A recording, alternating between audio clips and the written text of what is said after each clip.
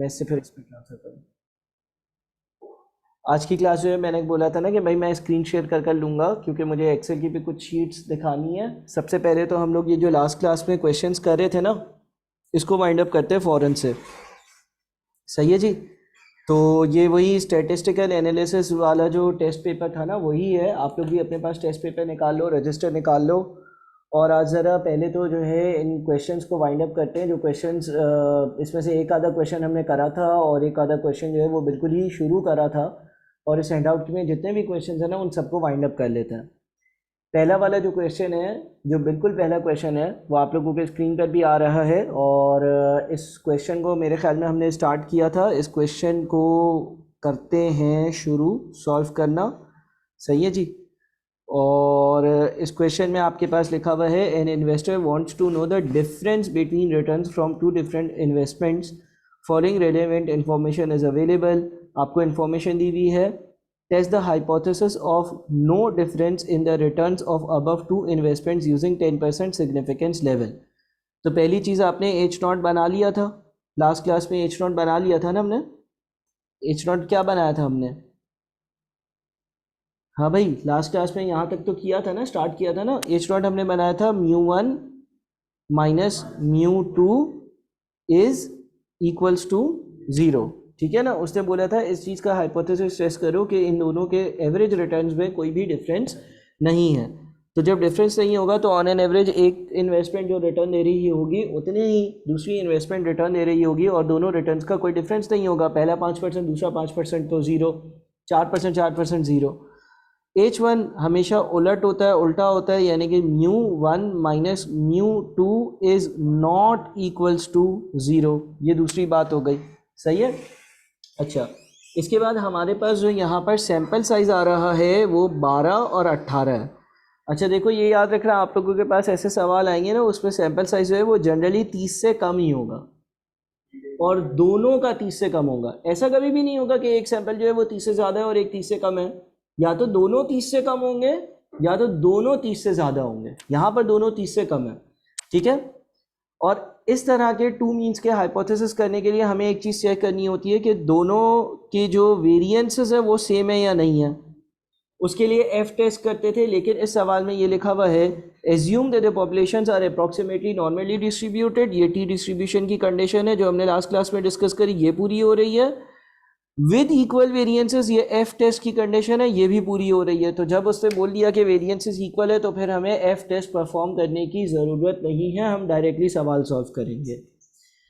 अब यहाँ पर आपके पास जब दो सैंपल्स होंगे और दो सैंपल्स की दो मीन्स होंगी, दो स्टैंडर्ड डिविएशंस होंगी, और इनकी मीन्स में डिफरेंस है या नहीं है ये हमें मालूम करना होगा, तो हमारा टी का फॉर्मूला चेंज हो जाएगा। वैसे तो हम टी का जो फॉर्मूला यूज़ करते थे वो क्या यूज़ करते थे? X bar minus mu upon S over under root of N. वैसे ये फॉर्मूला यूज होता था, ये तब यूज होता था जब हमारे पास वन पॉपुलेशन वन सैंपल वाला केस था, जो हमने पिछली पिछली पिछली क्लासेस में किया था। यहां पर ये फॉर्मूला यूज नहीं होगा, बल्कि यहां पर आपके पास फॉर्मूला होगा T is equals to x bar 1 minus x bar 2। ठीक है ना। यानी कि जिस तरह से यहां पर आपके पास जो है ना वो एक सैंपल की मीन होती थी, यहाँ पर दो सैंपल्स की मीन है, और माइनस इसलिए किया क्योंकि डिफरेंस जो है उस पर हम देख रहे हैं, उससे ही हाइपोथेसिस हमारा बना है। माइनस दूसरे ब्रैकेट में आएगा μ1 माइनस μ2 का डिफरेंस। जिस तरह से यहाँ पर एक सिंगल मीन होती थी, वहाँ पर दो मीन्स का डिफरेंस डिवाइडेड बाई, अच्छा नीचे का फॉर्मूला थोड़ा सा चेंज होगा, एस पी होता है पूल्ड वेरिएंस, ठीक है ना, इनटू अंडर रूट, और यहाँ पर 1/n1 प्लस 1/n2, यानी कि दोनों का सैंपल साइज। ठीक है। इस फॉर्मूले को लिखो जल्दी से। फिर एसपी का भी फॉर्मूला अलग है, वो भी बता देता हूँ।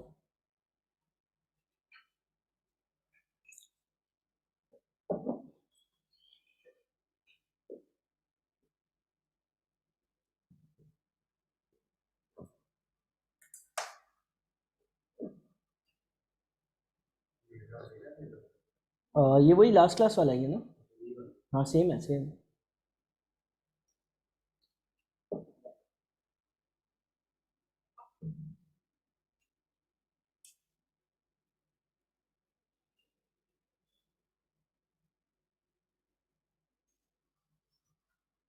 फिर इसमें करते हैं, इसमें हायर फर्स्ट लोअर देन,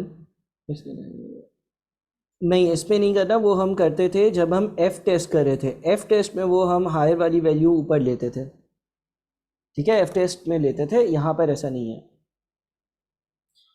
अच्छा ये तो हमारे पास फॉर्मूला हो गया। इसके बाद हमारे पास अगर जो है वो एस पी की वैल्यू कैलकुलेट करनी है, एस पी आपके पास जो है वो एस पी स्क्वायर की वैल्यू मैं बता देता हूँ, यानी कि जो पूल्ड वेरिएंस है उसका फॉर्मूला बता देता हूँ, उसको अंडर रूट करोगे तो एस पी की वैल्यू आ जाएगी। पूल्ड वेरिएंस का फॉर्मूला अपने पास लिख लो। पूल्ड वेरिएंस का फॉर्मूला है N one minus one into S one square plus N two minus one S two square divided by N one plus N two minus to.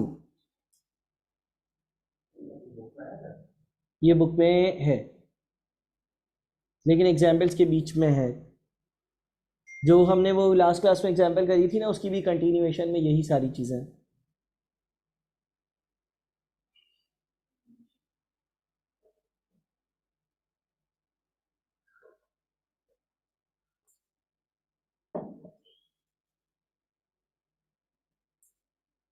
अब इसमें अगर आप सीक्वेंस आगे पीछे भी कर दोगे ना तो मसला नहीं होगा। एस वन एस टू जो है वो पॉपुलेशंस के डिफरेंट डिफरेंट वैल्यूज़ लिख दोगे, यानी कि एस वन की जगह लेट से आप जो है वो इन्वेस्टमेंट ए वाली फिगर्स और एस टू की जगह इन्वेस्टमेंट बी वाली फिगर्स लिख लेते हो या वाइस वर्सा कर लेते हो तो मसला नहीं है। एफ टेस्ट में हायर वैल्यू ऊपर लिखनी थी, यहाँ पर वो वाला मसला नहीं है। तो अब अगर हम इसको कैलकुलेट करते हैं, इसको अगर कैलकुलेट करो ज़रा, N one minus one, N one ले लो आप 12, ठीक है ना, 12 minus one into S one square. S one square का मतलब ये हो गया कि पहली वाली जो पॉपुलेशन है जिसका आपने यहाँ पर एन लिया है उसका वेरिएंस। अब आपके पास ये जो 65 है ना ये स्टैंडर्ड डेविएशन है ना, तो वेरिएंस क्या होगा 65 का स्क्वायर। इसी तरह से फिर 18 माइनस वन और 70 का स्क्वायर, और नीचे होगा 12 प्लस 18 माइनस दो।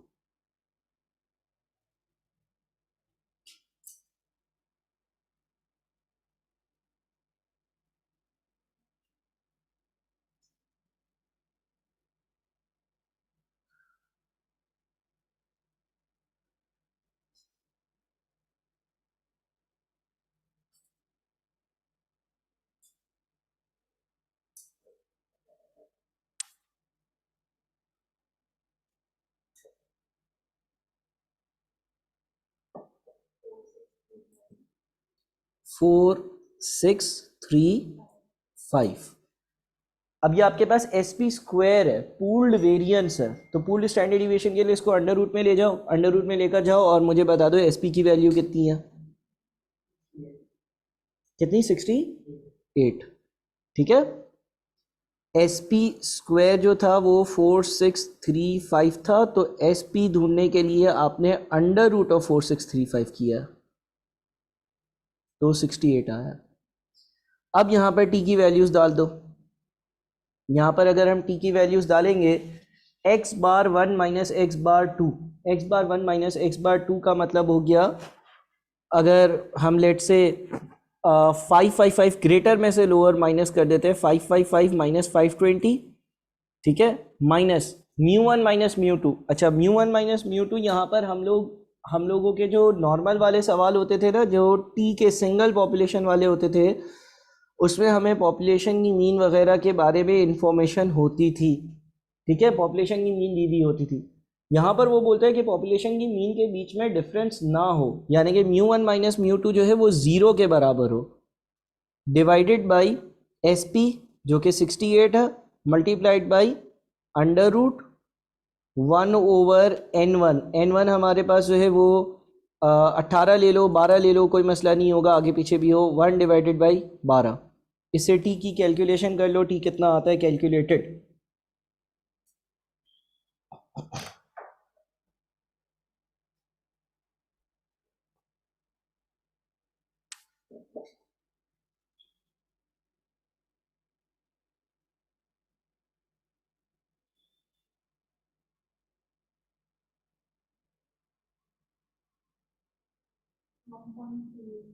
1.38 ये कैलकुलेटेड है, ये कैलकुलेटेड है, ये है टी कैलकुलेटेड, ठीक है।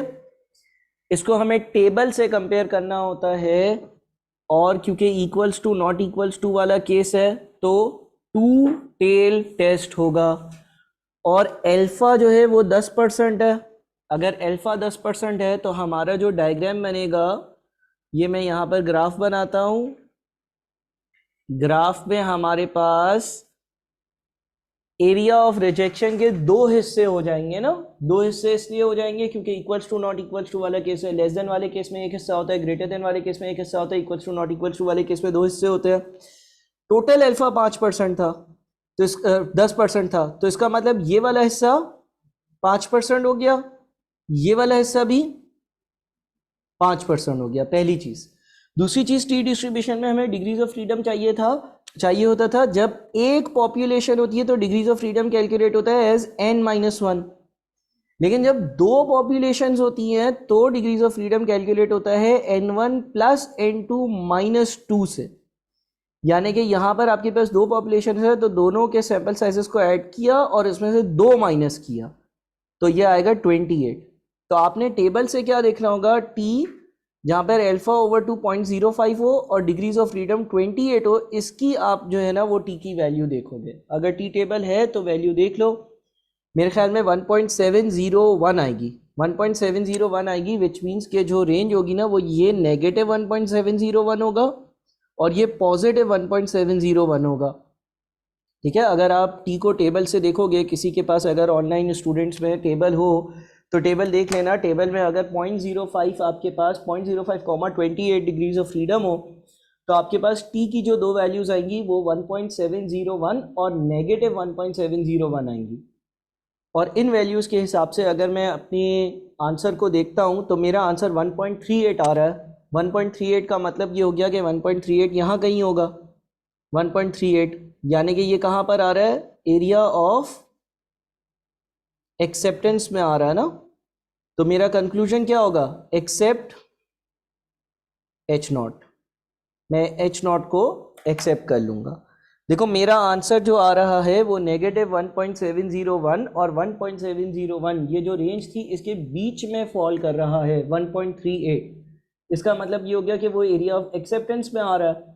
अगर मेरा आंसर जो 1.38 आया है वो कोई 1.8, 1.9, 2, 2.1 आता, या वो नेगेटिव 1.8, नेगेटिव 1.9, नेगेटिव 2 आता, तो वो एरिया ऑफ रिजेक्शन में होता। लेकिन फिलहाल वो एरिया ऑफ एक्सेप्टेंस में है क्योंकि जो रेंज थी एरिया ऑफ एक्सेप्टेंस की उसके बीच में आंसर आ रहा है, तो इसीलिए आपके पास हो जाएगा ये एक्सेप्ट H0। H0 को आप एक्सेप्ट कर लोगे।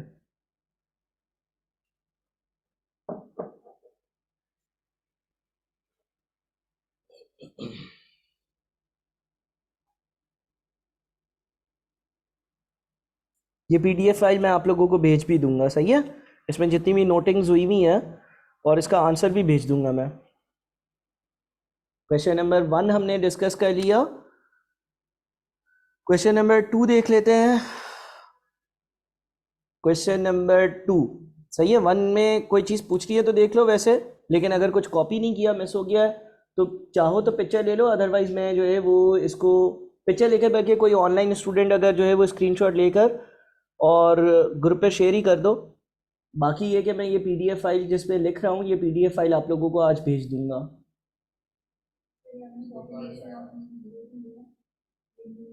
डिफरेंस, दोनों का डिफरेंस जीरो लिया है ना, देखो इन दोनों का डिफरेंस वो चाह रहा था कि जीरो, इन दोनों का difference zero, there is no difference, इसलिए लिया। अमूमन आपके पास जो केसेस आएंगे ना वो नो डिफरेंस वाले ही आएंगे, यानी कि μ1 माइनस μ2 पूरा का पूरा जीरो हो रहा होगा, कोई एक मीन जीरो नहीं हो रही, दोनों का डिफरेंस जीरो हो रहा।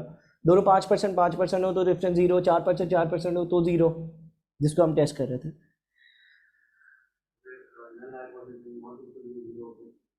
नहीं आएगा, ऐसा सवाल नहीं आएगा। जनरली वो सवाल जो है वो अभी जो 2 टेस्ट में पूछता है ना, वो यही पूछता है कि यार दोनों जो पॉपुलेशन है उनके रिटर्न के बीच में डिफरेंस है या नहीं, इस तरह के सवाल आएंगे, सही है। अच्छा, फिर एक और चीज़ आपके सिलेबस में जो कि अगेन बुक में अधूरी आधी कंप्लीट है, वो चीज़ है आपके पास प्रोपोर्शंस। तो प्रोपोर्शंस का भी एक सवाल हम देख रहे हैं, अगेन ये वो एरिया है, ग्रे एरिया है थोड़ा सा प्रोपोर्शंस का। जिससे शायद ही सवाल आए। अच्छा, सवाल प्रोपोर्शन का होगा, ये कैसे पता चलेगा? प्रोपोर्शन का सवाल होगा, ये ऐसे पता चलेगा कि एक टोटल पॉपुलेशन होगी और उसमें से कोई परसेंटेज जो है ना वो चीज़ें किसी एक कैरेक्टरिस्टिक की होंगी। मिसाल के तौर पे लेट से सवाल बोल दे कि 1000 एक फैक्ट्री के बनाए हुए 1000 यूनिट्स हैं आउटपुट के और उसमें से 700 डिफेक्टिव थे, 300 सही थे। या इस एग्जाम्पल को अभी हम पढ़ेंगे तो इसमें 2000 लोगों से सर्वे लिया है, 1040 का कुछ ओपिनियन है और बाकी 960 का कुछ और ओपिनियन है। इस तरह से एक पूरी पॉपुलेशन में से एक सर्टेन परसेंटेज जो है वो एक कैरेक्टरिस्टिक रखती होगी। इस सवाल को भी पढ़ लेते हैं। देखो इसमें लिखा हुआ है, a company manufacturing cell phones carried out a survey to assess popularity of one of its cell phone model A321। ये कंपनी जो है वो कोई पर्टिकुलर सेल फोन्स बनाती है और उस सेल फोन की कंपनी को पॉपुलैरिटी मालूम करनी है, यानी कि वो सेल फोन लोग कितना पसंद करते हैं, कितना अच्छा लगता है, कितना पॉपुलर है। A random sample of 2000 people, a random sample of 2000 people, a random sample of 2000 people, 2000 लोगों से पूछा गया, was selected and they were asked to give their views. The results are as follows, और उनका ये result आया। अब देखो लेट से ये एक कंट्री है, फॉर एग्जांपल पाकिस्तान है। पाकिस्तान में कोई मोबाइल फ़ोन लॉन्च हुआ और उस मोबाइल फ़ोन वाली कंपनी को ये मालूम करना है कि ये जो पाकिस्तान है, पाकिस्तान में मेरा मोबाइल फ़ोन कितने फ़ीसद लोग पसंद करते हैं, कितने लोगों को अच्छा लगता है, कितने लोग जो है वो इसको रिकमेंड करते हैं। उसके लिए मैं ये नहीं कर सकता कि 23-24 करोड़ जितने भी लोग हैं सबसे पूछूं, ठीक है। तो मैंने इस सवाल में भी ऐसा ही किया है कि मैंने जो है ना 2000 लोगों का सैंपल लिया है रैंडमली, सारे लोगों से नहीं पूछा। लेकिन हमेशा ये याद रखना कि हम सैंपल को यूज करते हैं to draw conclusions about a population. हमारा सैंपल ड्रॉ करने का मकसद ये नहीं होता कि इन 2000 लोगों की क्या प्रेफरेंस है। हम सैंपल के जरिए कोशिश ये करते हैं कि हम ये देख सके कि यार 2000 लोगों का जो ओपिनियन था उसकी बुनियाद पर ये पूरे मुल्क का क्या ओपिनियन होगा, ठीक है। तो रिजल्ट्स कुछ इस तरह से आए, like the cellphone model 1040, do not like the cellphone model 960। 1040 लोग ऐसे थे जिनको सेलफोन पसंद आया और 960 लोग ऐसे थे जिनको सेलफोन पसंद नहीं आया। Construct a 97% confidence interval for the proportion, ये अगेन एक की वर्ड है जो प्रोपोर्शन के सवाल में यूज हुआ होगा। Construct a 97% confidence interval for the proportion of users who like the cellphone model. अब हम पिछले सवाल भी ऐसे ही करते थे जो हमारे मीन के या हमारे पास एस्टिमेट्स, इंटरवल एस्टिमेट्स के थे, उसी तरह का सवाल है लेकिन सिर्फ और सिर्फ प्रोपोर्शंस का वर्ड यूज हुआ है, ठीक है। इसमें जो आपके पास पॉपुलेशन है, पॉपुलेशन यहाँ पर क्या होगी, मुल्क के सारे लोग या 2000 लोग? मुल्क के सारे लोग। इसमें से जितने लोग ये मोबाइल फ़ोन पसंद करते हैं ना, यानी कि 30%, 40%, 50% पॉपुलेशन में से, उसको जनरली रिप्रेजेंट किया जाता है पी से, ठीक है। लेटर यूज होता है टू डिनोट के जो कंपनी, जो कंट्री है या जो मुल्क है या जो जगह है उसकी टोटल पॉपुलेशन में से कितने फीसद लोग एक चीज को पसंद करते हैं। मिसाल के तौर पे मैं बोलता हूँ यार 80% लोग, मैं ये बोलता हूँ 80% लोग पूरी कंट्री में, सैंपल में नहीं, पूरी कंट्री में 80% लोग XYZ मोबाइल फोन पसंद करते हैं, तो उसको लेटर पी से डिनोट किया जाएगा, पी से। लेकिन यहां पर ये 2000 लोग और 1040 और 960 ये पूरी कंट्री की पॉपुलेशन तो नहीं है ना, क्या है, सैंपल है। सैंपल में से जितने फीसद लोग किसी पर्टिकुलर चीज को पसंद करते हैं ना, उसके लिए लेटर यूज होता है P cap.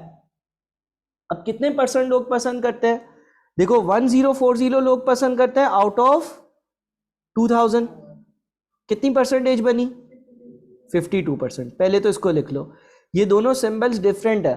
P symbol use होता है अगर मुझे पूरी पॉपुलेशन की प्रोपोर्शन पता हो कि भाई पूरे मुल्क में इतने परसेंट लोग पसंद करते हैं। ये पी कैप का सिंबल ये डिनोट कर रहा है कि जो आपने पॉपुलेशन पिक करी उसके रिजल्ट्स क्या थे मेरे सैंपल के हिसाब से, क्योंकि मेरा सैंपल ऐसा हो सकता है कि पॉपुलेशन को रिप्रेजेंट ना कर रहा हो। मेरे सैंपल के हिसाब से 52% लोग जो थे टोटल जिनसे मैंने पूछा वो इस मॉडल को पसंद करते थे, प्रेफर करते थे। ठीक है, तो एक चीज़ आपके पास आपको याद होनी चाहिए कि भाई पी कैप होगी, पी कैप आपके सैंपल की परसेंटेज होगी, सैंपल में से कितना फीसद लोग जो है वो एक पर्टिकुलर चीज़ को पसंद करते हैं। सही है। दूसरी चीज़ आप ढूंढोगे q cap. Q cap p cap का उल्टा होगा, यानी कि कितने लोग पसंद करते हैं वो 52% है, और कितने लोग पसंद नहीं करते हैं 100% में से माइनस कर दो 48%, या फिर वो 960 को डिवाइड कर दो 2000 से। और अगर आपने कॉन्फिडेंस इंटरवल बनाना है, यानी कि आपने बताना है कि कितने परसेंट लोग पॉपुलेशन में से आपके सैंपल के हिसाब से एक पर्टिकुलर मोबाइल फ़ोन को पसंद करते होंगे, तो उसका आप फॉर्मूला लिख लो p cap minus z alpha over 2 into under root P cap into q cap over n less than capital p less than p cap plus z alpha over 2 into under root P cap into q cap over N.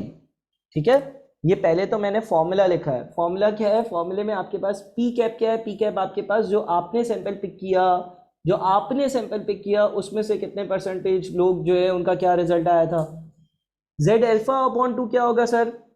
आपके पास अगर confidence level 97% है तो alpha कितने percent हुआ? Alpha 3% हुआ, जिसको हम significance level भी बोलते हैं। और एल्फा अपॉन 2 कितना हुआ? 1.5% हुआ। कॉन्फिडेंस इंटरवल के केस में आपका डायग्राम हमेशा 2 साइडेड बनेगा, यानी कि एल्फा ओवर 2 इधर 1.5% और एल्फा ओवर 2 इधर यानी कि 1.5%। और अगर ऐसा होगा सेंटर में z कितना होता है? 0। अच्छा, ये 1.5% है अगर, तो ये कितना होगा? 48.5%। Total area under the curve 100% होता था, लेफ्ट साइड पे 1.5% है, राइट साइड पे 1.5% है, सेंटर में z 0 होता है, सेंटर से आधा आधा होता है, 0.5 होता है। अब आप क्या करो, आप अपना z टेबल यूज करो और मुझे ये वाली वैल्यू बताओ। z टेबल यूज करके मुझे ये वाली z की वैल्यू बताओ। कैसे बताओगे? आप जो z टेबल है उसमें 0.485 का एरिया ढूंढो, 0.485 का, और उसकी कॉरेस्पॉन्डिंग z की वैल्यू बताओ।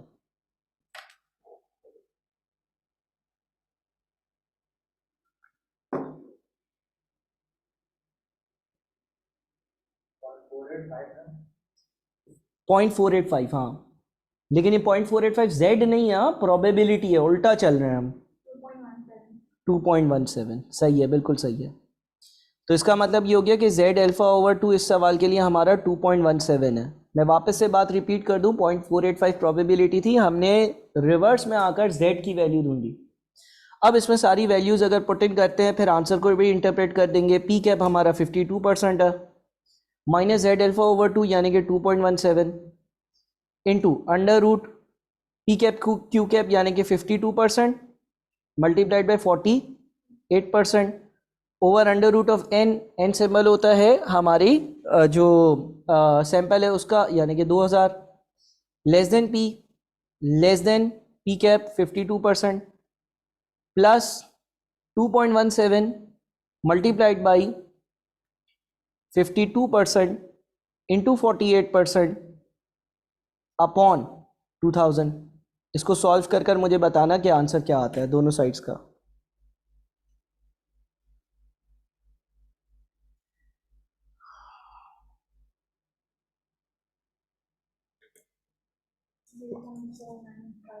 जीरो 0.495 यानी कि 49.5% कर देता हूं।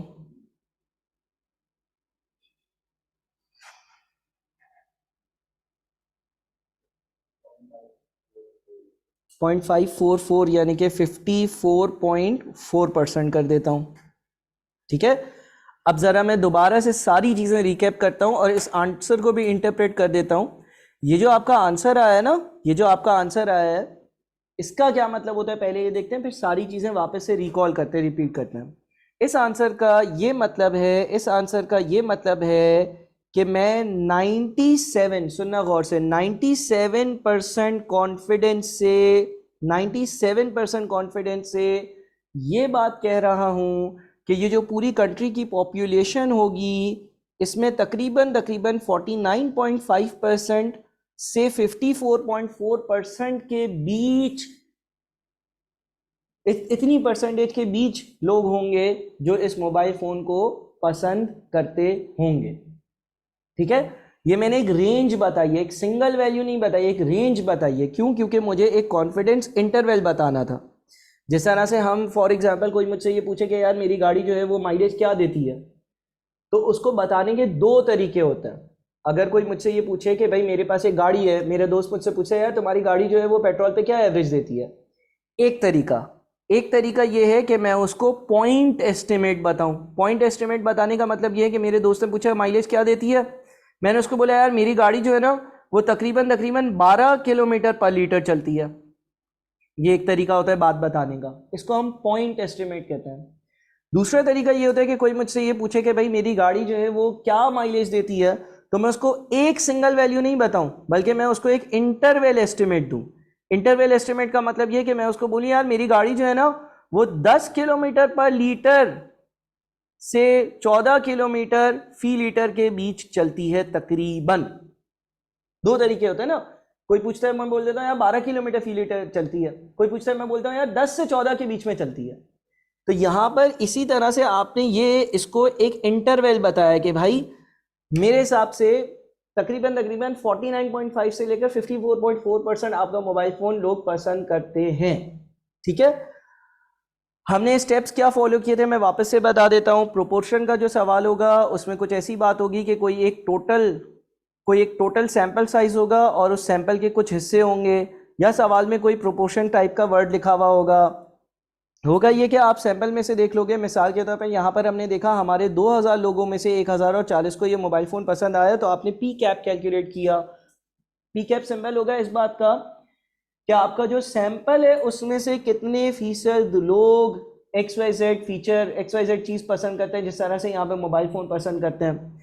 क्यू कैप कैसे आएगा? पी कैप का उल्टा होगा। अगर पी कैप 52% है तो क्यू कैप जो है वो 48% होगा। कैप लगाने का मतलब ये है कि ये वैल्यू सैंपल से आई हैं। इसके बाद आपको कॉन्फिडेंस लेवल दिया हुआ होगा, जिस तरह से यहाँ पे 97% दिया हुआ है तो आपका अल्फा जो है वो 3% होगा। अच्छा, क्या मैंने ये बात बताई थी कि कुछ सवालों में कॉन्फिडेंस लेवल नहीं दिया हुआ होगा तो क्या होगा? अगर अल्फा भी नहीं दिया हुआ, कॉन्फिडेंस लेवल भी नहीं दिया हुआ, फिर हाँ, अगर कुछ भी मेंशन नहीं होता, ये अपने पास लिख लो। अगर नहीं लिखा, अगर किसी सवाल में सवाल यही है लेकिन उसने जो है ना ये 97% कॉन्फिडेंस इंटरवल वाली बात नहीं लिखी, उसने बोला है construct confidence interval for the proportion, 97% नहीं लिखा।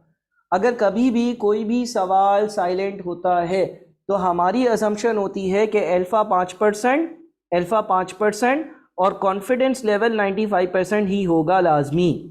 अगर कोई भी सवाल साइलेंट होता है तो हम ये एज्यूम करते हैं कि अल्फा 5% और कॉन्फिडेंस लेवल 95% होगा। लेकिन यहाँ पर 97% दिया हुआ है तो अल्फा 3% हुआ। फिर हमें कॉन्फिडेंस इंटरवल निकालना है, उसका डायग्राम हमेशा 2 साइडेड बनेगा, तो 1.5% दोनों साइड पर आया जिस तरह से हाइपोथेसिस में होता था। ये 48.5% आएगा क्योंकि पूरा राइट वाला एरिया सेंटर में जहाँ पे Z0 होता है उसके पूरे राइट साइड वाला एरिया 0.5 है। 0.5 में से 1.5% माइनस करेंगे तो 48.5 बचेगा। फिर हम अपने टेबल पर जाएंगे, अपने टेबल पर Z के जाएंगे और Z की वैल्यू देखेंगे। ये बात याद रहे कि यहाँ पर रिवर्स वर्किंग होगी। जो Z का टेबल था उसमें यहाँ पर Z की वैल्यूज़ होती हैं, यहाँ पर Z की वैल्यूज़ होती हैं, बीच में एरिया होता है।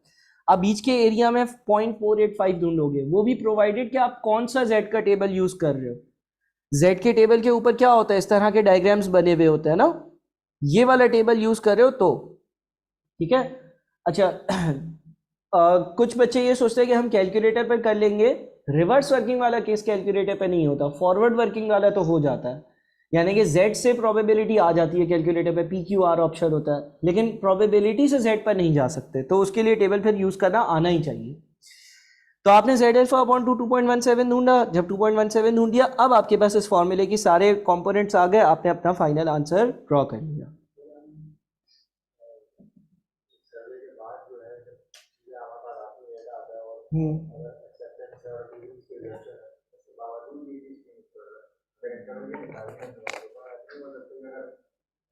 हमारा जो सर्वे था ये अक्सर जिस तरह कुछ सर्विस और देखे मैंने उसमें पॉपुलेशन वाइज सर्वे जो होता है डेमोग्राफिक स्टडीज, तो उसमें मैंने देखा था उसमें भी उसमें उन्होंने मतलब एक डेटा इस तरह 30,000 लोगों का डेटा उन्होंने कंपाइल किया और उसमें उन्होंने रिजेक्शन और एक्सेप्टेंस का बता दिया। तो हम ये हम लोग ने यहाँ पे सैंपल लिया हम लोगों ने 2000 लोगों का सैंपल लिया। हाँ, उसके बावजूद हमने जो इंटरवल निकाली तो इससे क्या इंटरप्रिटेशन होगी और उसके जो मेन आंसर है 52% और 48% उससे क्या देखो 52, तुम इसको यूं समझो लेट से मैं यहाँ पर थोड़ा सा एक जगह लेता हूँ, ठीक है ना। देखो लेट से वो गाड़ी वाली एग्जांपल पर आते हैं क्योंकि वो उससे बात आराम से समझ में आएगी। लेट से तुमने गाड़ी में एक बार पेट्रोल भरवाया, दूसरी बार भरवाया, तीसरी बार भरवाया, चौथी बार भरवाया, हर बार तुम 5 लीटर पेट्रोल डलवाते हो और नोट करते हो कि कितने किलोमीटर चली गाड़ी, ठीक है ना। पहली बार 5 लीटर तुमने पेट्रोल डलवाया तो 75 किलोमीटर चली, एवरेज क्या आई, एवरेज क्या बनी, 15 किलोमीटर पर लीटर, है ना। अगली बार तुमने पेट्रोल डलवाया 70 किलोमीटर चली, एवरेज क्या बनेगी, 14, ठीक है ना। अगली बार तुमने पेट्रोल डलवाया 80 किलोमीटर चली, एवरेज क्या आएगा, 16। अगली बार तुमने पेट्रोल डलवाया और लेट से वो जो है वो वापस से 75 किलोमीटर चली, एवरेज क्या आएगा, 15, है ना। देखो गाड़ी की कभी भी एवरेज ऐसा तो नहीं होता ना कि अगर मेरी गाड़ी जो है वो 1 लीटर पेट्रोल में 15 किलोमीटर चलती है तो हमेशा ऐसा ही होगा, ऐसा नहीं होता। हाईवे होगा तो ज़्यादा एवरेज होगी, अगर ऐसा रोड होगा जहाँ पे बार बार जो है वो स्पीड ब्रेकर आ रहा है, ब्रेक मारना है, एक्सीलरेटर चलाना है, तो कम एवरेज हो जाएगी, ऐसा ही है ना। अब देखो इसका मतलब ये हो गया कि अंदाजन ये गाड़ी कितनी चलती है, क्या 15 चलती है, क्या 14 चलती है, क्या 16 चलती है, नहीं, लगभग ये गाड़ी 14 से लेकर 16 के बीच की रेंज देती है, ऐसा है ना। अब ये जो आपने जो 52% निकाला है ना, आपने जो 52% निकाला है, ये तो एक सैंपल है, बात समझ रहे हो। इन रियलिटी तो आपने 2000 लोगों को पूछा और एक सेट ऑफ 2000 लोग पूछा, जिस तरह से एक बार 5 लीटर पेट्रोल डलवाया, उसका नतीजा। अगर लेट से कोई बंदा बोले कि मैंने एक ही बार 5 लीटर पेट्रोल डलवाया और मेरी गाड़ी ने 75 किलोमीटर चली तो एवरेज 15 किलोमीटर फी लीटर, और उसने जो है ना वो बोला कि भाई यही है इसका अंदाजा यही है, तो वो कहलाता है पॉइंट एस्टिमेट। पॉइंट एस्टिमेट क्या होता है कि आप बोलते हो कि यार एक ही अंदाजा ले लेते हैं, लेकिन हकीकतन ऐसा होता नहीं है ना। अगर कोई और 2000 लोग होते, मान लो कि कोई 2000 ऐसे लोग होते जिनकी ये जिनको ये फोन पसंद है किसी वजह से, ठीक है ना, तो उनके रिजल्ट्स कुछ और होते, जिनको नहीं पसंद उनकी अगर सैंपल आ जाता तो कुछ और रिजल्ट होते। अब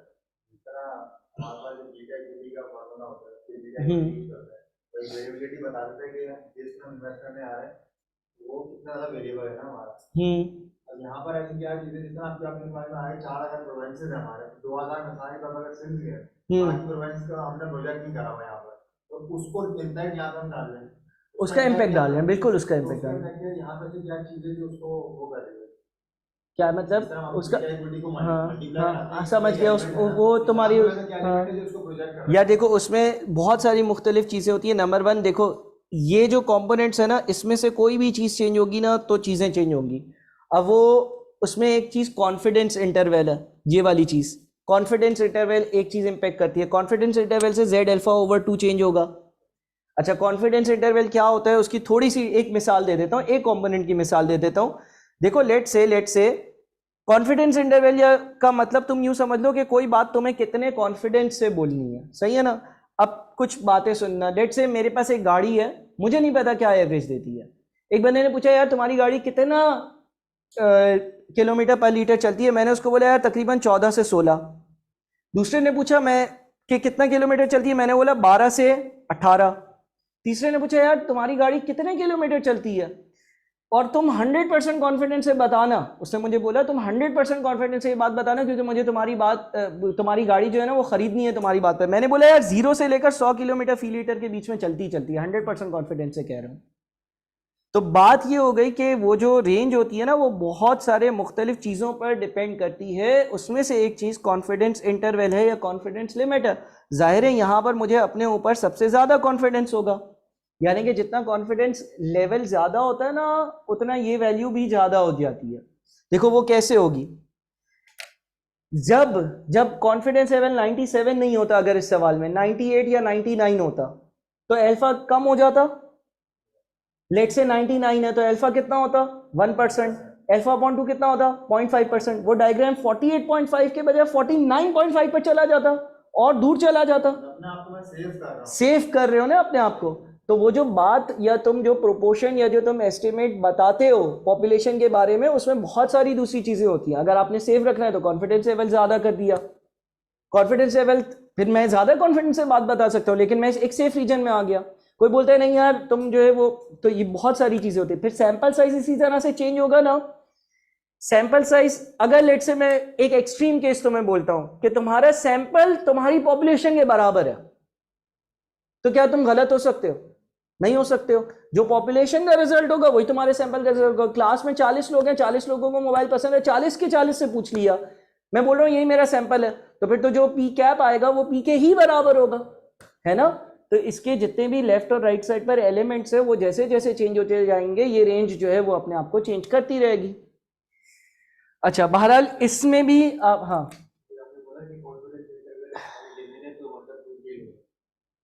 हमेशा प्रोपोर्शंस के कॉन्फिडेंस इंटरवल वाले केस में हमारा सवाल जो है ना वो टू टेल ही होगा। जहां पर भी तुम्हें, जहां पर भी किसी भी सवाल में तुम्हें इंटरवल एस्टिमेट बताना होगा ना, किसी चीज का इंटरवल एस्टिमेट बताना होगा, तो टू टेल ही होगा। क्योंकि तुम एक जगह से शुरू कर कर दूसरी जगह तक की बात करोगे। जिस तरह से गाड़ी यहां से लेकर यहां तक की एवरेज देती है।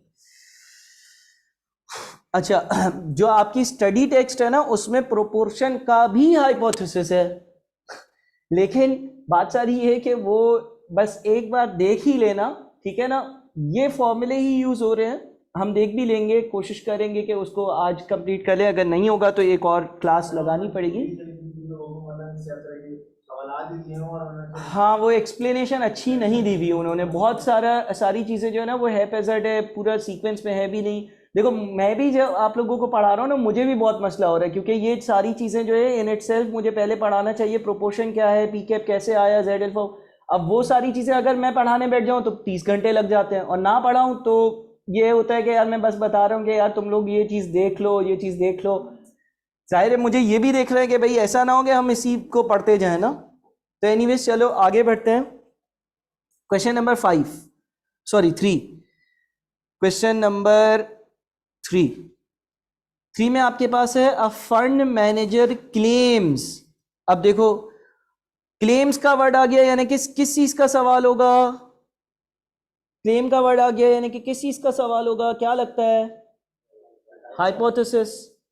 हाइपोथेसिस या chi स्क्वायर भी हो सकता है, hypothesis generally. A fund manager claims that the annual return from investment in funds managed by him is 7.5% per day. एक फंड मैनेजर है और उस फंड मैनेजर का ये क्लेम है, ये दावा है कि जो फंड्स वो मैनेज करता है, जिन लोगों की इन्वेस्टमेंट्स वो मैनेज करता है, उससे जो रिटर्न है वो 7.5% पर डे आता है। अब हाइपोथेसिस के सवाल में ये नहीं मेंशन होगा कि सवाल की इंटेंशन क्या है, लेकिन जाहिर है ये फंड मैनेजर है और ये क्लेम कर रहा है कि 7.5% पर डे का रिटर्न मिलता है, तो इसका कहने का क्या मतलब होगा? इससे ज़्यादा मिलता है, इससे कम मिलता है, क्या कह रहा होगा? ये ज़्यादा मिलता है ना। यूं नहीं लिखा यहाँ पर ये नहीं लिखा कि फंड मैनेजर ये कह रहा है कि भाई मेरी इन्वेस्टमेंट से रिटर्न 7.5% से ज़्यादा मिलता है, लेकिन आपने खुद जज करना होगा। तो बिल्कुल आपके पास यहाँ पर जो H0 बनेगा वो क्या बनेगा बताओ? म्यू या average return is greater than 7.5%। Greater than equals to भी कर सकते हो, ग्रेटर देन भी लिख सकते हो, ठीक है। A fund manager claims that the annual return from investment in funds managed by him is 7.5% per day. तो ये फंड मैनेजर गलत कब होगा? जब कम हो जाएगा, यानी कि H1 क्या बनेगा? H1 बन जाएगा म्यू लेस देन 7.5%, ठीक है। अ रैंडम सैंपल ऑफ 40 चीजों का सैंपल, n हो गया 40, n हो गया 40। A random sample of 40 daily return was found to have a mean of 7.67%। अब जब उसने लिखा है ना इन 40 चीजों का एवरेज रिटर्न, यानी कि 40 दिन के अमाउंट जमा करे और उनका एवरेज रिटर्न 7.6% आया, तो ये 7.6% एक्स बार की वैल्यू है, ये एक्स बार की वैल्यू है। With standard division of 0.6, with standard division of 0.6, with का लफ्ज ये डिनोट कर रहा है कि ये स्टैंडर्ड डिवीएशन किस चीज की है, सैंपल की है, यानी कि क्या चीज है ये, एस है, एस 0.6% है, ठीक है। टेस्ट द अबव क्लेम, यानी कि हाइपोथेसिस करना। अब मुझे बताओ z यूज होगा या t यूज होगा, z यूज होगा, z क्यों यूज होगा, पॉपुलेशन की वो दी हुई नहीं है डेविएशन, लेकिन हाँ पहली चीज चेक करते हैं कि पॉपुलेशन की स्टैंडर्ड डिवीजन गिवन है या नहीं, वो नहीं गिवन है। दूसरी चीज ये चेक करते हैं सैंपल साइज 30 या 30 से ज्यादा है, हाँ 40 या 30 से ज्यादा है, तो z पे जाएंगे। z पे जाएंगे तो हम हाइपोथेसिस बनाते हैं। हाइपोथेसिस के लिए यहाँ पर क्या डायग्राम बनेगा, वो फंड में, अच्छा यहाँ पर अल्फा दिया हुआ है क्या, अल्फा कॉन्फिडेंस लेवल नहीं दिया हुआ ना, अगर कुछ नहीं लिखा हुआ तो कितना परसेंट, 5%। 5% के हिसाब से अगर हम इसकी डायग्राम कंप्लीट करते हैं तो इसकी डायग्राम कैसे बनेगा, कैसे बनेगा बताओ। जो एरिया ऑफ रिजेक्शन होगा वो सीधे हाथ पर होगा, उल्टे हाथ पर होगा, एरिया ऑफ रिजेक्शन कहाँ होगा, उल्टे हाथ पर होगा, क्योंकि ये फंड मैनेजर तब गलत होगा जब इसके रिटर्न्स एक स्पेसिफिक परसेंटेज से कम होंगे, यानी कि यहां पर एरिया ऑफ रिजेक्शन आ गया। ये फंड मैनेजर गलत तब होगा जब इसके रिटर्न्स कम होंगे। सर आपको कैसे पता है एरिया ऑफ रिजेक्शन यहाँ आएगा, हाइपोथेसिस से पता चलता है। अगर H0 ग्रेटर देन वाला और H1 लेस देन वाला हो, यानी कि H0 को रिजेक्ट तब करना हो जब किसी एक परसेंटेज से कोई चीज कम हो, तो area of rejection left side पर आता है। यहाँ पर फंड मैनेजर तब गलत होगा जब वो रिटर्न्स जो है वो एक स्पेसिफिक परसेंटेज से कम होंगे। अच्छा यहाँ पर क्योंकि अल्फा और कॉन्फिडेंस लेवल नहीं दिए हुए, तो मेरा जो कॉन्फिडेंस लेवल होगा वो 95% होगा, मेरा जो अल्फा होगा वो 5% होगा। क्या अल्फा को दो हिस्से करूंगा, नहीं करूंगा, वन टेल है, ठीक है ना। तो ये पूरा का पूरा ये 5% होगा और ये पूरा का पूरा 95% होगा। अब मैं जो टेबल यूज कर रहा हूं उसके हिसाब से मैं z की वैल्यू देखूंगा, सेंटर में z 0 होता है, ये अगर 0.45 हो, 45% हो, तो यहाँ की z की वैल्यू कितनी आती है देखना जरा टेबल से।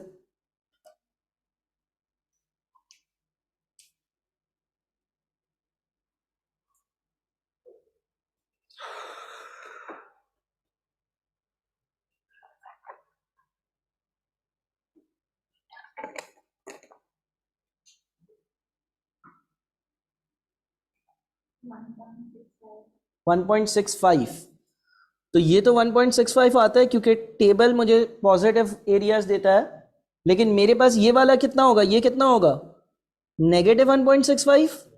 रिवर्स डायग्राम है ना, ये मेरे पास टेबल से z आ गया, z फ्रॉम टेबल -1.65। अच्छा कैलकुलेटेड z का क्या फॉर्मूला था, z अगर कैलकुलेट करना हो कैसे करते थे, x bar minus mu upon s over under root of n। तो अब इसको कैलकुलेट करते हैं, x बार यानी कि 7.67 minus 7.5 upon 0.6 over under root of 40, calculate होकर कितना आता है 1.79, पॉजिटिव का 1.79, यानी कि 1.79 तो यहां पर आएगा, दूर दूर से रिजेक्शन नहीं है, ठीक है ना। तो हम क्या करेंगे, एक्सेप्ट H0 ना, H0 को एक्सेप्ट कर लेंगे, क्योंकि मेरा जो आंसर आ रहा है वो एरिया ऑफ एक्सेप्टेंस में आ रहा है, मेरा जो आंसर आ रहा है वो एरिया ऑफ एक्सेप्टेंस में आ रहा है, मेरा आंसर एरिया ऑफ रिजेक्शन में नहीं आ रहा, मेरा आंसर एरिया ऑफ एक्सेप्टेंस में आ रहा है। तो मैं एक्सेप्ट करूंगा H0 को।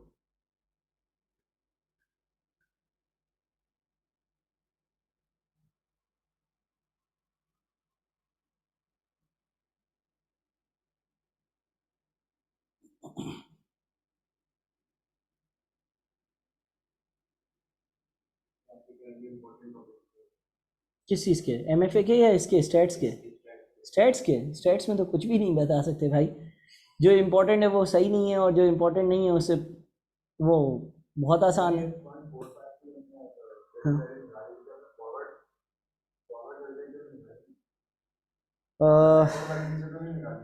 बैकवर्ड से z निकाला है ना, हमारे पास 0.45 जो है वो प्रोबेबिलिटी है ना, 0.45 हमारे पास प्रोबेबिलिटी है, यानी कि ये जो z हम बनाते हैं z का टेबल, इसमें यहाँ पर 0.45 ढूंढोगे तो तुम्हें 1.6 और यहाँ से 0.05 मिलेगा।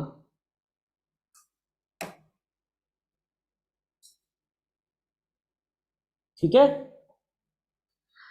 अच्छा, फिर क्वेश्चन नंबर 4 हमने लास्ट क्लास में डिस्कस किया था, एफ वैल्यूज और एफ टेस्ट, ठीक है ना। और इसमें हमने ये डिस्कस किया था कि दोनों का आंसर 5/3 होगा, higher value divided by lower value. और एफ टेस्ट क्या होता है उसके लिए मैंने एक लेक्चर भी भेज दिया था, अगेन वो भी आपने देखना ही है, लेकिन कुछ कह नहीं सकते भाई, ठीक है। टेबल भी मैंने आप लोगों को ग्रुप पे भेजा था, देखा था ना, एक बच्चे ने फरमाइश करी थी तो मैंने भेज दिया था, वो 8 पेजेस का था, ठीक है।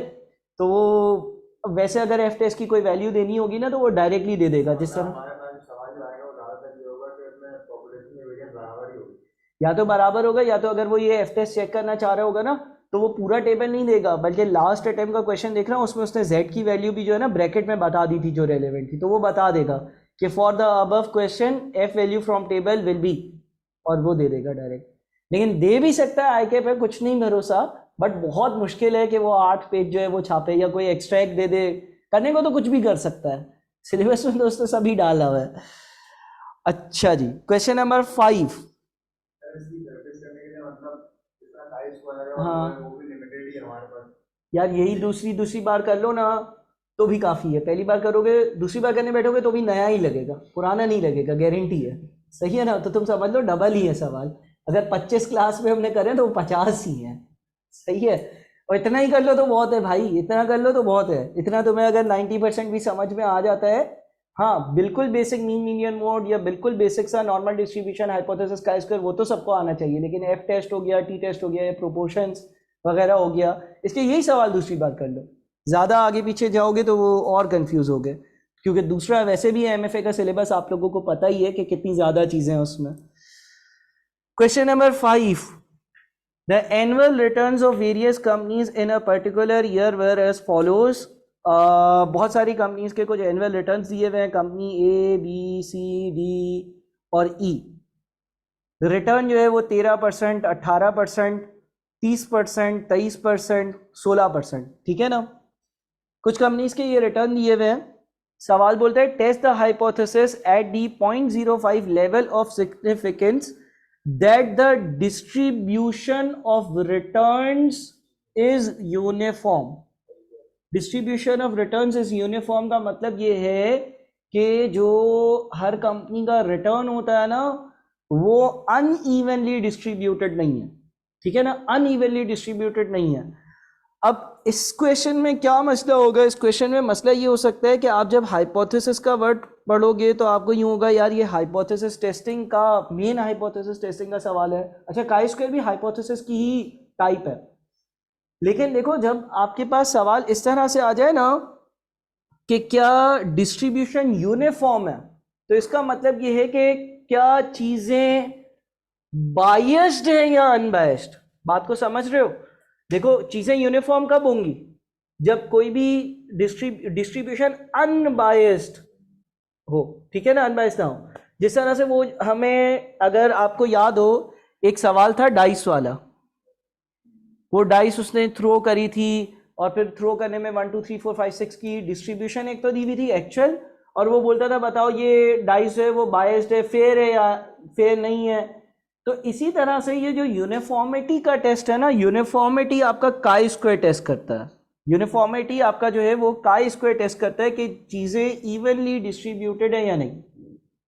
अब इवनली डिस्ट्रीब्यूटेड का मतलब ये हो गया कि 5 कंपनीज है ना, तो 5 कंपनीज का मतलब 20%, 20%, ठीक है ना, 100 के 5 हिस्से अगर करो, यानी कि आप ये कह दो कि भाई ये ऑल्दो पहली कंपनी का एक्चुअल रिजल्ट 13% है, दूसरी कंपनी का एक्चुअल रिजल्ट 18% है, तीसरी कंपनी का एक्चुअल रिजल्ट कुछ और है यानी कि 30% है, ठीक है ना, और चौथी कंपनी, पांचवी कंपनी, इन पांचों कंपनीज का रिजल्ट है, और ये रिजल्ट जो है वो टोटल कितना बन रहा है, 13 18 कितने होते हैं, 13 18 हो गए अपना 31, और फिर 30, और फिर 23, और फिर 16, 100%, ठीक है ना। इन लोगों ने और अलग अलग अपने हिसाब से अलग अलग परसेंटेज कमा कर दी है, ये तो मेरे एक्चुअल रिजल्ट्स हैं।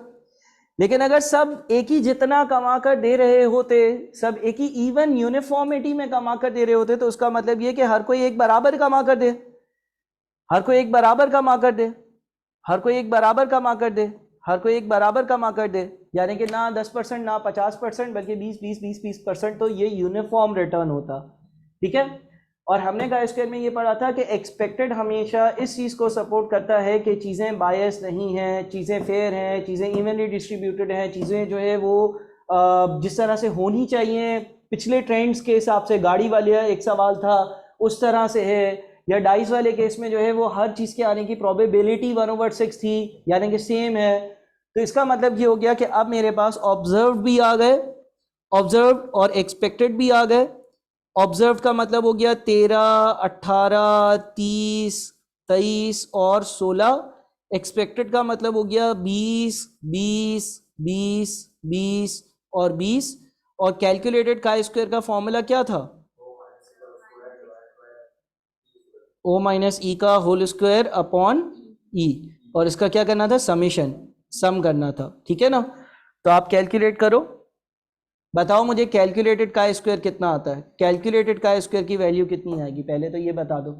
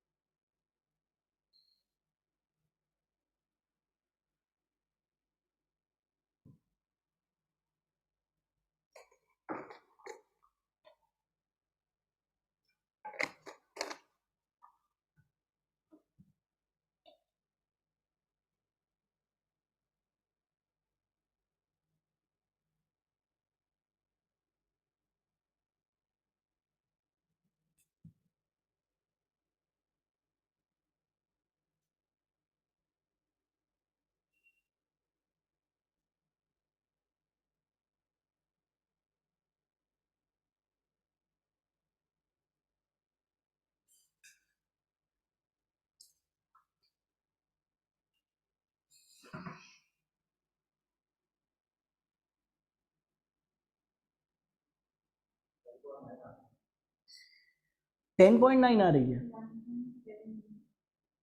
देखो किस तरह से करेंगे। 13 में से 20 माइनस किया, 7 का स्क्वायर 49 डिवाइडेड बाई 20 कितना आता है? 2.45। 18 माइनस 20, 2 का स्क्वायर 4, 4 डिवाइडेड बाई 20 कितना? 0.2। फिर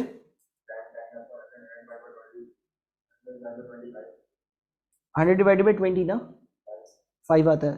फिर ये 2.45 ही बनेगा ना? नहीं नहीं नहीं नहीं नहीं, 13, अच्छा 23 20 का डिफरेंस 3 है ना, 3 का square 9, 9 divided by 20, 9 divided by 20 4.5, नहीं 0.45। और फिर आखिरी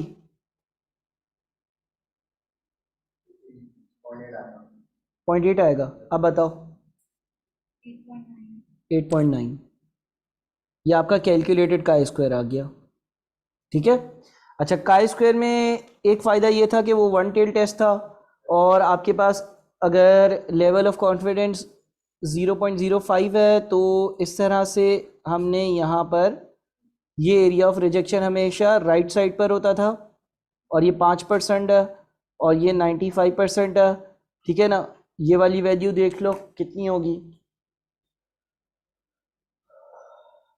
टेबल निकालो का स्क्वायर का।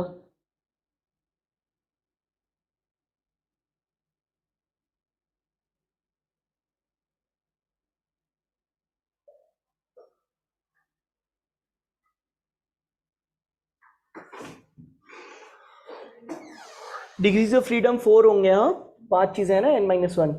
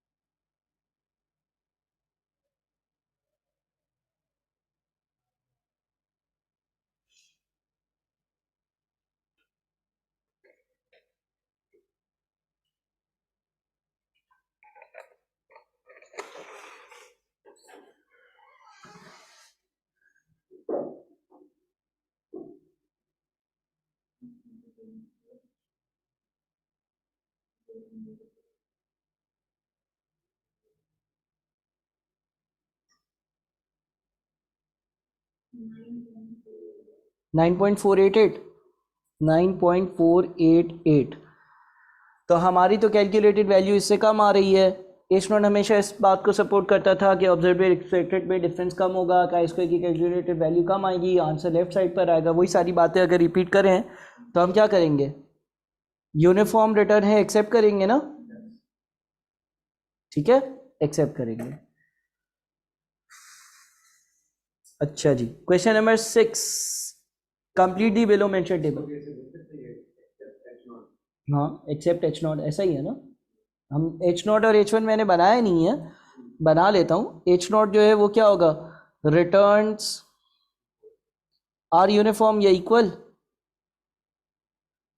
और एच वन जो होगा वो होगा returns are not uniform.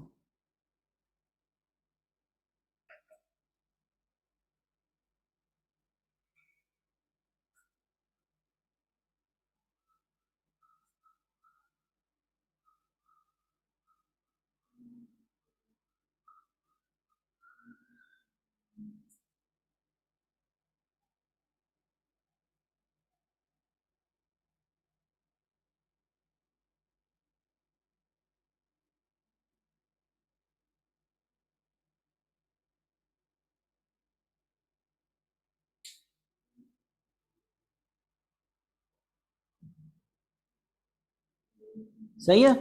Question number 6, complete the below mention table, a table of critical values for Z test. इसमें आपके पास सिग्निफिकेंस लेवल अगर 5% हो तो टू टेल में आंसर प्लस माइनस 1.96 आता है, क्योंकि टू टेल में क्या होता है कि आपके पास 2.5% यहाँ पर होगा और 2.5% यहाँ पर होगा। तो आप 0.475 देखोगे, 0.475 पर यह आंसर जो है वो प्लस और माइनस 1.96 आ रहा होगा। ये माइनस 1.96 होगा और ये प्लस 1.96 होगा। और अगर वन टेल हो, वन टेल का क्या मतलब है, वन टेल का मतलब ये है कि आपके पास लेट से सिर्फ और सिर्फ ये वाली चीज़ जो है ना 5% हो। तो अगर ये 0.45 हो तो जेड कितना आता है,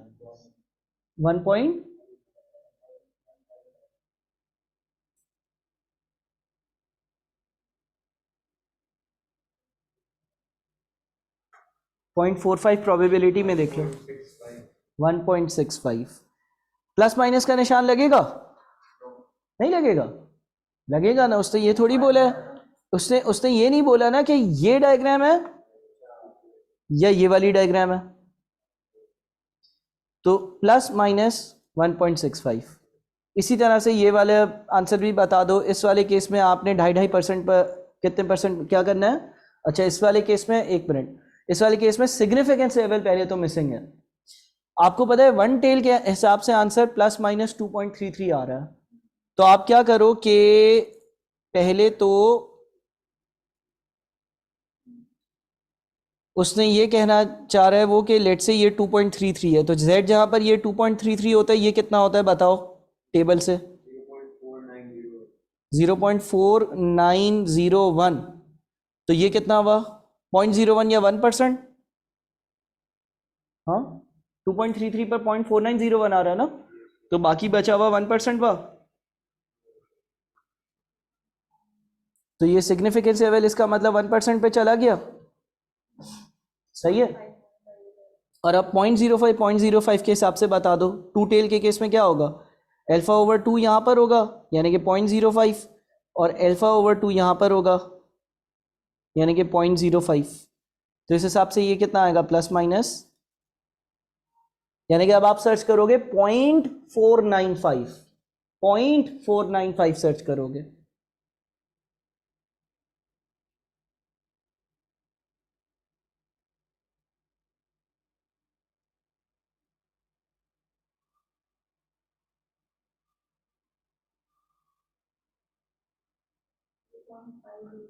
टू 2.58 सही है।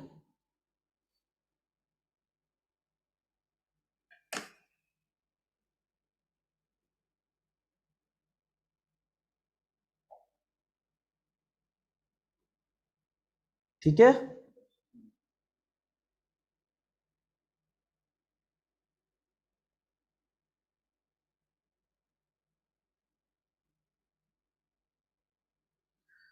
अच्छा जी, तो ये आपके पास जो टेस्ट वाला हैंड आउट था वो हमने पूरा डिस्कस कर लिया। अब इसको मैं ज़रा इधर